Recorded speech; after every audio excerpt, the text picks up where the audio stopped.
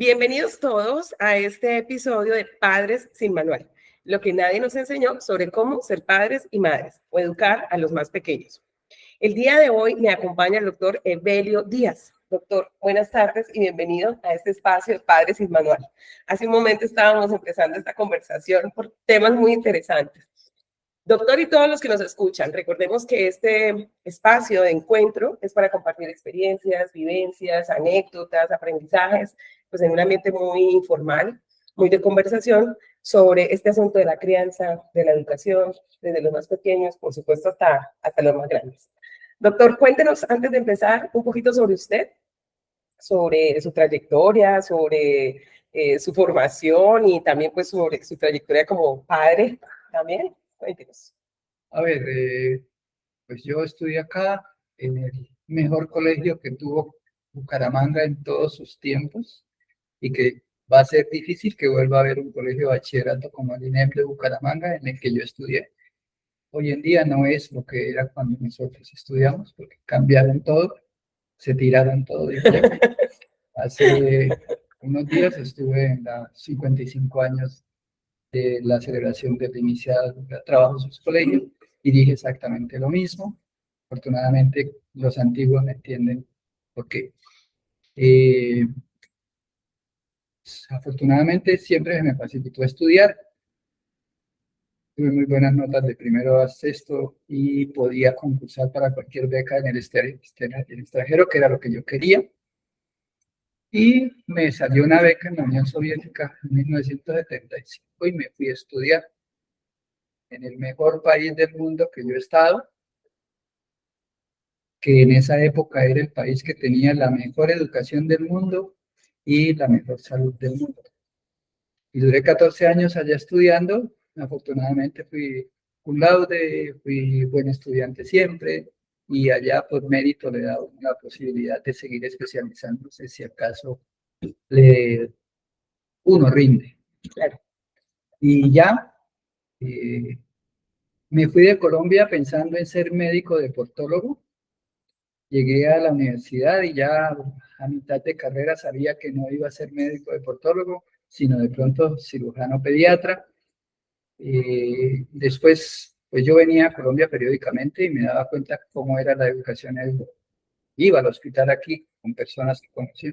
Me di cuenta cómo era la situación acá y al final me fui por la pediatría, pero cuando como yo era lo que llaman acá cum laude, entonces yo sabía que yo tenía derecho a mi especialización en pediatría, pero yo cuando comencé pediatría yo ya sabía que yo iba a hacer una subespecialización en neonatología, que es algo absolutamente necesario, era muy necesario en este país, y es porque hoy en día neonatólogos de escuela no existen acá. Y resulta que, pues, después de pediatría, lógicamente fui el mejor de la facultad y de nuevo afortunadamente, me fui a tenemos un súper invitado especializarme. Y durante la subespecialización, pues la cátedra me propuso que por qué no, una de mis ideas, yo soy de los que trato a generar cosas nuevas, entonces me dijeron que por qué no hacía una investigación para un doctorado sobre algo que me interesara y pues me dieron todo. La universidad, yo ya estudiaba en otra universidad y en la mejor institución de pediatría que tenía la Unión Soviética y que tiene, y es una de las mejores del mundo, afortunadamente todavía, el Instituto Pirogov de Moscú. Allá hice pediatría y hice neonatología y hice el doctorado en ciencias médicas, lo que llaman acá PhD, allá se llama candidato a doctor. Y me vine porque yo quería venir para Colombia. Tenía 2 hijas ya, casado con la mejor científica que tiene Colombia actualmente acá, la mamá de mis hijas, una persona espectacular, muy trabajadora, como yo digo, lo mejorcito que tiene. Y entonces, pues llegamos acá Yo llegué a trabajar en el hospital, trabajé en el hospital en la unidad de cuidado intensivo porque yo también me especialicé dentro de la neonatología, hice lo posible por especializarme en cuidado intensivo de recién nacidos. Llegué acá, pues estábamos en pañales en esas cosas y se pudo hacer algunas cosas. Desafortunadamente, el provincialismo de la ciencia en Bucaramanga no dejó hacer muchas cosas, pero lo que pude lo hice. Después me retiré porque la UIS no dejaba hacer cosas y si no dejan, ¿para qué? Entonces me retiré de allá y me dediqué solamente a un consultorio, donde me dedico más a educar a los papás para criar hijos. O sea, es nuestro invitado estrella, porque de eso se trata este programa. Crié 2 hijas, tengo cierta experiencia en eso y pues afortunadamente en Bucaramanga ya tengo más de 32 años de estar asesorando a los papás, que ellos saben que yo siempre digo que un chino sano solamente necesita 2 cosas, fuete y comida. Ay, por Dios.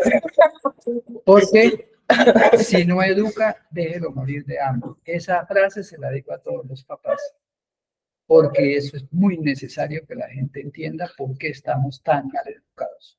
Y eso es el degenere que tenemos en todo sentido. ¿Y por qué soy un neonatólogo? Porque en filosofía, alguna vez en unas discusiones en la universidad, llegamos a la conclusión de que la mejor frase que puede tener la humanidad es que lo que comienza bien termina bien y lo que comienza mal termina mal.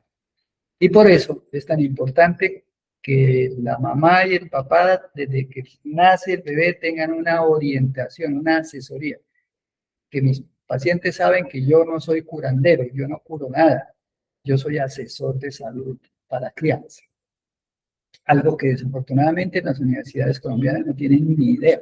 Aquí no saben ni vestir un niño, ni bañar un niño, Dios mío. ni darle de comer al niño, y mucho menos cómo se educa un niño. Doctor Evelio, y desde ese rol que suena tan bonito y tan pertinente, no en este momento, sino siempre, ese asesor de crianza, cuéntenos, tal vez si usted puede identificar como tendencias frente a esas asesorías que frecuentemente necesitan los padres. ¿Qué es eso, esos consejos quizá o cosas que usted identifica que usted diga, ay, no, es que los papás necesitan saber esto? El problema es que la ignorancia en nuestro medio cunde en todo sentido. La medicina es muy mediocre, desafortunadamente, y es mediocre porque no hay bases, porque la medicina no se aprende viendo enfermos, sino entendiendo que es una persona sana. Y aquí no lo pueden hacer porque ni anatomía, ni fisiología, ni histología, ni farmacología la ven desde el punto de vista ciencia, sino es un pase corriendo cuando nosotros duramos la mayor parte de la carrera estudiando básicas y aplicándolas a la clínica. Aquí no, aquí usted ve pacientes, estudiantes de medicina en quinto y sexto semestre dan de vueltas por un hospital. Ya, dele, dele y dele. Pero vea pacientes, sí, eso ayuda bastante. Y la práctica que ellos tienen en cuanto a manejo de pacientes es muy buena comparativamente con la que nosotros mismos teníamos, yo no lo niego, pero cuando usted no tiene fundamentos científicos para valorar, porque para poder valorar un enfermo se tiene que saber muy bien qué es un alentado, y acá no lo tiene. Y si trasladamos esto al mundo de la crianza, entonces necesitamos saber quién está bien criado y quién no. Pues si estamos criando bien o mal criando. La mala crianza comienza porque los papás, el fenómeno de ahora es que nosotros hemos sido hábilmente engañados en todo aspecto.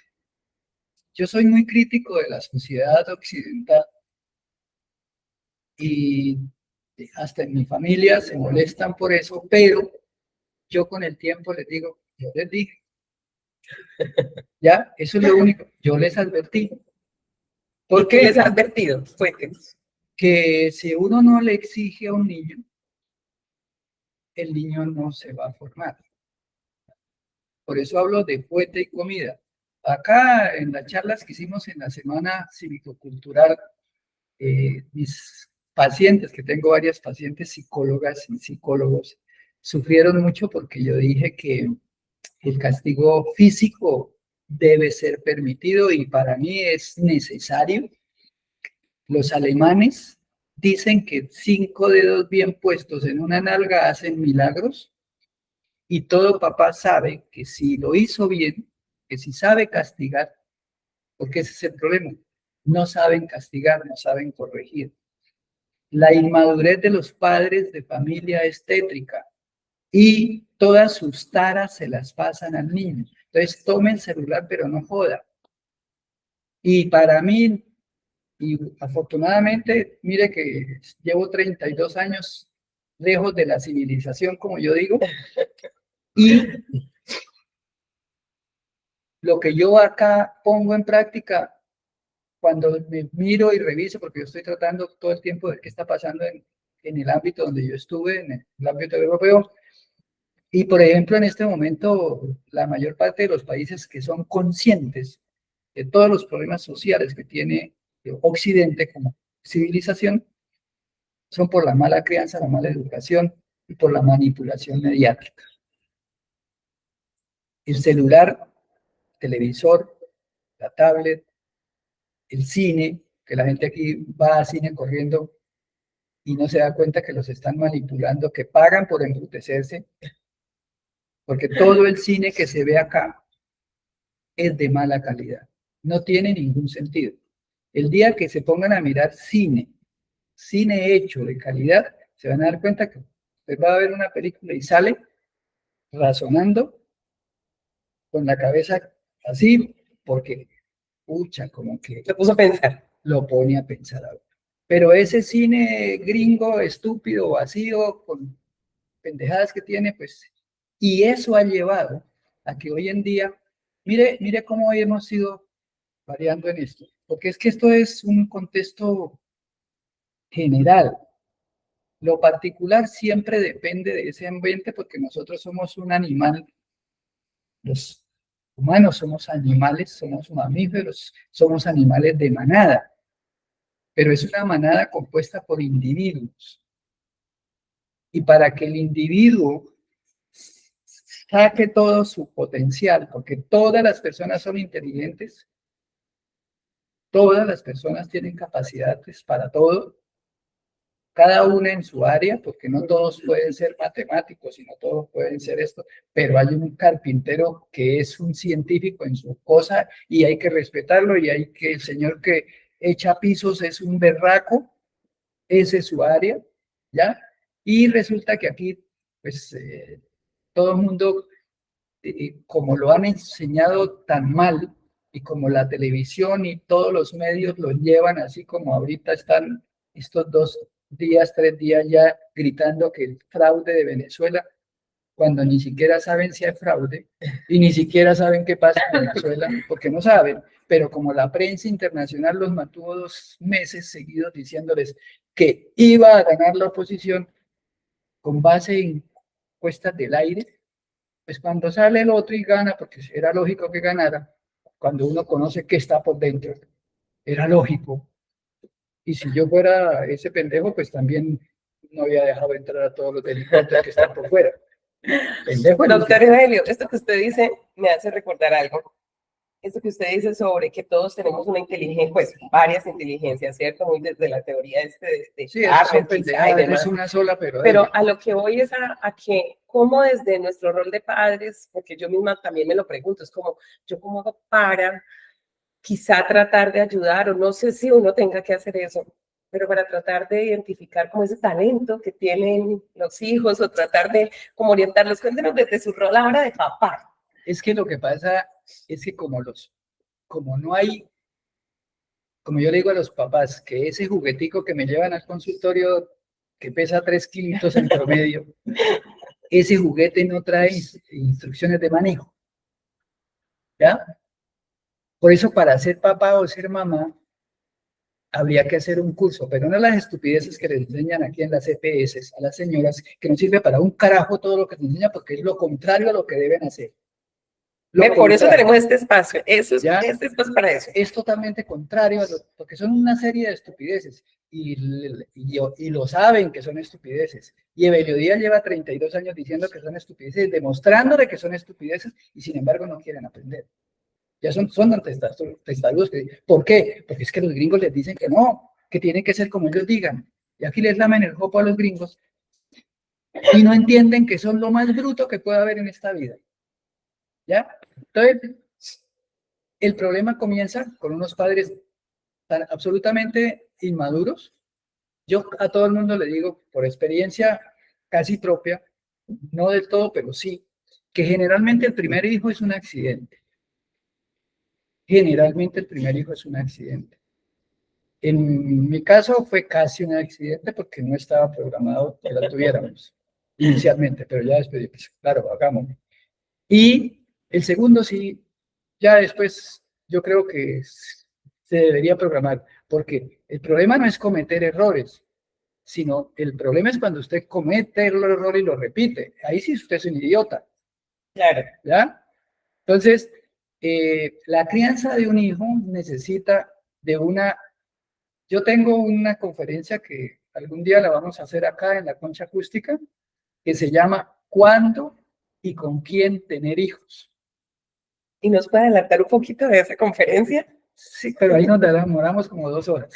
El asunto es que tanto el papá como la mamá tienen que tener un grado de maduración mental, porque la maduración física hoy en día, hay chinas de 12 años que pueden tener hijos, corporalmente, hormonalmente. Hay niñas de 12 años de mi consultorio que físicamente tienen 20 años. Físicamente, su desarrollo corporal es de 20 años. Eso en Europa, aquí ni de eso hablan porque aquí ciencia como tal no hay. Eso se llamaba aceleración. La aceleración viene porque cambiaron mucho las condiciones de vida. Las mujeres antes maduraban sexualmente entre los 15 y los 16 años. Muy rara la que maduraba a los 13. Ahorita tenemos niñas de 8 y 9 años menstruando. Yo tuve un embarazo de una niña de 9 años acá en Bucaramanga. Dios. Entonces, esas cosas suceden porque la sociedad no entiende que tantas cosas cambiaron. ¿Por qué? Porque es que el consumo de alimentos tiene los dos extremos. Los que no tienen nada que comer y a los que les sobra la comida. Y los que sobran la comida tragan, no comen. Y entonces el exceso de grasa, el exceso de proteína hace que esos chinos maduren más rápido. Y como nunca trabajan, no tienen ningún esfuerzo físico, están sentados ante un televisor tragando, embrutecidos por el televisor y coma y coma y coma, y eso hace que la aceleración empeore. El exceso de proteína, el exceso de grasa en el cuerpo hace que esas niñas y esas niñas maduren. Pero usted ve esa niña de 12 años que le estaba diciendo que tiene el cuerpo de 20, pero tiene cerebro como de 7 años. Claro, la maduración mental no corresponde. ¿Por qué? Porque no ha habido un proceso educativo, nunca, como yo le digo a los papás, el problema de los niños acá es que nunca saben que para hacer algo se tiene que tener un proceso, una planeación, que al papá y a la mamá no tiene que ir al botón del cajero automático y le dan todo lo que quiera, porque a nosotros en mi generación nos tocaba ayudar en la casa. Ayudar en la casa, le decían a uno, y a veces era trabajo físico duro. En mi caso, yo soy nieto y papá de campesinos puros, de alpargata. Yo soy de la familia típica santandereana, yo soy el séptimo de 14. Oh, por Dios. ¿Ya? Y a mí me tocó trabajar desde los 4 años. Y en serio. Y no, y yo a muchos digo, exageraron un poco la nota conmigo mi papá, pero le agradezco que me enseñó a ser autónomo y autosuficiente temprano. ¿Qué es qué es lo que pasa ahora? Que nosotros estamos educando personas egoístas, incapaces de todo, no son capaces de enfrentar los problemas. Cuando a mí me decían que era hora de trabajar, yo no decía que no. Lo levantaban a uno a las 4 de la mañana y vamos a trabajar. Y no le decían a uno, es que tiene 4 añitos. Yo a la gente le digo, de 4 años mi papá tenía una finca por acá abajo, más abajo de Río Negro, y a los 4 años me subió encima de un camión y dijo, oye, entregue ese viaje de yucas en la plaza de mercado de Corea, se llamaba en esa época, es la actual San Francisco. La Plaza de San Francisco. Sí, la plaza de mercado de San Francisco antes se llamaba en Corea. Y ahí entreguen las viajes y le pregunta a don Pompilio a cómo la vendió y que me mande los empaques con usted. 4 años. Doctor Evelio, el tiempo vuela. Este sonido que acabamos de escuchar es porque llegamos a los 20 minutos, pero tenemos muchísimo por conversar. Podríamos retomar esta conversación en otro episodio de nuestro Padre Sin Manual, pero quiero que cerremos este episodio en el que estamos ahorita, tal vez con, no sé, como un consejo, una anécdota. ¿Qué tal si nos cuenta una anécdota de usted como papá, que le haya permitido aprender algo y que usted ahora quiera compartir con todas las personas que están interesadas en esto que nos preocupa de ser mejores padres, de educar mejor, de ser un mejor ejemplo, modelo, bueno, en fin? Pues como le digo, yo fui papá de 2 niñas, afortunadamente muy sanas, siguiendo mi escuela, por ejemplo, no vacunas, alimentación variada, se come lo que hay en casa, no había dieta para uno distinta del otro, no, toda la familia come lo mismo, y si viajábamos no llevábamos nada, donde llegamos comemos lo que haya y punto, y está prohibido, que es que eso no me gusta, y por el carajo. Y claro, mis hijas hoy en día dicen que yo era un dictador horrible, pero no saben que mucho de lo que son, porque afortunadamente lejos de ellas, pero yo sé que hice esa parte de la tarea, se hizo bien. Son personas responsables, honestas, trabajadoras, echadas para adelante. Bueno, una cosa que uno debe saber, que a mí me pesó mucho, es que uno le toca a veces enfrentar situaciones horribles como la que me pasó a mí con mi hija menor, que yo hasta cierta edad yo castigaba. Físicamente, como enseño, yo lo practiqué. Y yo daba chancleta toda la que se necesitara. ¿Ya? De tal manera que después de los 5 años, cuando mis hijas empezaban por ahí a molestar en la casa, yo simplemente le preguntaba, niñas, ¿qué pasa ahí? No, papi, tranquilo, no pasa nada. Estaban Todo enfermaditas. se calmaba. Y nunca tuve problemas con ella después. Resulta que cuando la chiquita estaba, un día me clamaba o me puso la queja de que la niña había hecho algo. Entonces, la llamé y le dije, ¿sabías que si repetías eso, te iba a castigar? Papi, yo no lo hice. Y no me lo niegues que lo hiciste. Papi, no lo hice. Yo no le creí a mi hija y yo la castigué, como era lo que yo tenía que hacer. ¿Qué me tocó hacer? Yo, lógicamente, ella me dijo, papi, castígame, pero no lo hice. Pero yo después me puse a pensar, ella no es así. Entonces me puse a averiguar bien y vengo a darme cuenta como a la semana de que ella tenía la razón. No era ella la que había hecho eso, le han echado la culpa. ¿Qué me tocó hacer? Irme, sentarme al lado y decirle, Laurita, qué pena contigo, cometí un error. Tú sabes que yo trato de ser muy justo, pero cometí el error y te pido que me perdones por lo que hice y te prometo que voy a confiar más en ti. Eso le enseña, uno tiene que hacer eso con los hijos. Ellas dicen que yo era muy mierda y yo soy estricto en muchas cosas, pero para poder educar personas con carácter, usted tiene que ser estricto. La familia de antes era muy estricta el papá. Cuando la mamá le decía a uno, espere y le digo a su papá, uno ya sabía que la boda se ponía grave porque con el papá las cosas eran a otro precio. ¿Ya? Y desafortunadamente ese papel del masculino y el femenino en la familia se fue borrando porque a las mujeres les encanta que los hombres se parezcan a ellas. Desafortunadamente, las mujeres se han encargado de feminizar los hombres. Pero cuando pasa la edad y a los 40, de pronto voltean a mirar y dicen, sí, hubiera querido que hubiera un hombre así como con más carácter de hombre, porque las mujeres necesitan, el carácter se necesita. Las mujeres son muy distintas a nosotros y por eso es que encajamos bien. ¿Ya? Un hombre y una mujer encajan muy bien, lo que pasa es que, como yo digo, no dura mucho tiempo el negocio, pero es eso.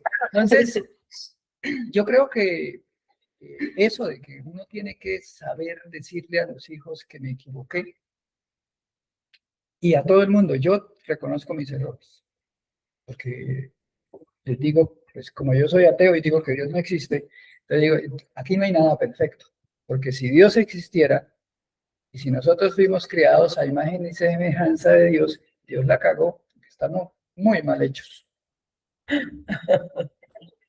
Doctor Evelio, muchas gracias por su tiempo, por sus enseñanzas, por compartir de su vida, de su trayectoria, de su formación como médico, de sus vivencias como padre, de sus 2 hijas. Vamos a dejar con el doctor Evelio esta sesión hasta este momento y bueno, esperamos tenerlo en otro episodio de Padres sin Manual.